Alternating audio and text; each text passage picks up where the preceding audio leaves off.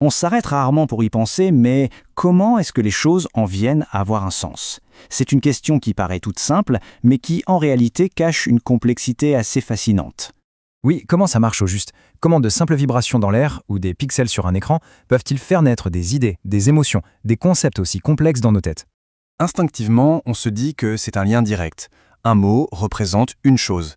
C'est le modèle simple en deux parties. Mais voilà, au XIXe siècle, un philosophe américain, Charles Sanders Peirce, a proposé un modèle totalement révolutionnaire en trois parties qui franchement change complètement la donne. On va voir ensemble pourquoi ce troisième élément est si important. Le souci avec le modèle simple mot-chose, c'est qu'il est figé. Il n'explique pas comment le contexte, l'interprétation ou même notre expérience perso peuvent changer la signification d'un mot.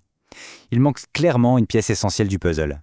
Et c'est là que Charles Peirce entre en scène. Son idée fondamentale, c'est que le sens n'est pas un simple lien. Non, c'est un processus, une dynamique en trois temps. Et voilà le cœur de sa théorie. Le sens, ce n'est pas une ligne droite, c'est une relation dynamique entre ces trois points. Allez, on va décortiquer ça. Le premier point, le représentamen, c'est tout simplement la forme physique du signe.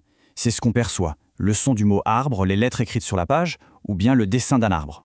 Le deuxième point, c'est l'objet. C'est la chose réelle, dans le monde. Et attention, ce n'est pas juste un arbre en particulier, mais plutôt le concept général d'un arbre, avec tout ce que ça implique. Et là, voici la clé, la pièce maîtresse, l'interprétant. Petite précision, il ne s'agit pas de la personne qui interprète, non. L'interprétant, c'est l'idée mentale que le signe crée dans l'esprit. C'est ce concept d'arbre qui se forme et qui fait le pont entre le mot et la chose. C'est vraiment cette troisième partie qui rend le sens possible. Pour vraiment saisir cette triade, il faut aller voir un peu plus loin, dans les fondations de la philosophie de Peirce. Pour lui, toute expérience peut se décomposer en trois catégories fondamentales. Il les a appelées priméité, secondéité et tiercéité. Et pour Peirce, ce ne sont pas juste des outils d'analyse pour les signes, ce sont les briques élémentaires de toute pensée et de toute réalité. La primitité, c'est le monde des qualités pures, des possibilités. Imaginez la sensation de rouge, mais sans penser à un objet rouge. Juste la qualité brute de rougeur. C'est un pur potentiel. Ensuite, la secondité. Là, on est dans le monde de l'existence concrète, des faits bruts. C'est ce panneau stop rouge, ici, maintenant. C'est l'action, la réaction, la confrontation directe avec la réalité. Et enfin, la tiercité, qui est le monde des lois, des habitudes, des systèmes. C'est la règle, ici, le code de la route, qui connecte la qualité, la rougeur, au fait, le panneau, pour créer du sens, l'obligation de s'arrêter. C'est le domaine de la médiation, de la pensée. Voyons maintenant comment ces trois catégories s'appliquent directement aux signes. C'est là qu'on arrive à la partie la plus connue et sans doute la plus utile de la théorie de Peirce. Peirce a classé les signes en trois grands types, en se basant sur la façon dont le signe est lié à son objet. Cette connexion, elle peut être basée sur une ressemblance, un lien physique ou tout simplement une convention. D'abord, on a l'icône. C'est le type de signe le plus direct. Il fonctionne par ressemblance. Une photo, le petit pictogramme sur la porte des toilettes, une carte, tout ça, ce sont des icônes. Ensuite, l'indice.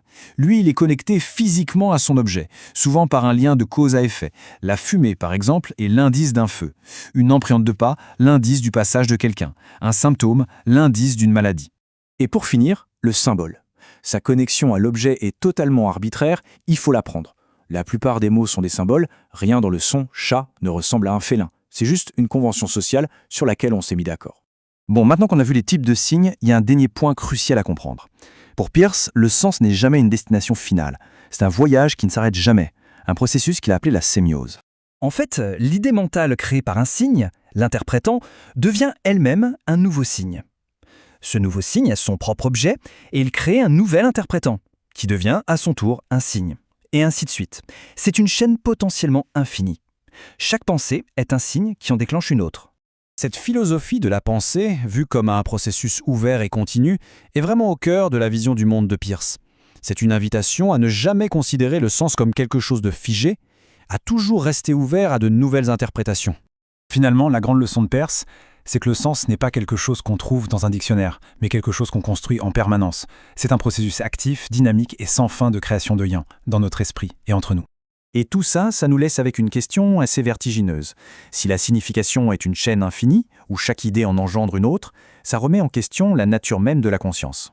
Peut-être que penser, au fond, ce n'est rien d'autre que naviguer dans cette chaîne sans fin de signes. Une idée qui donne à réfléchir.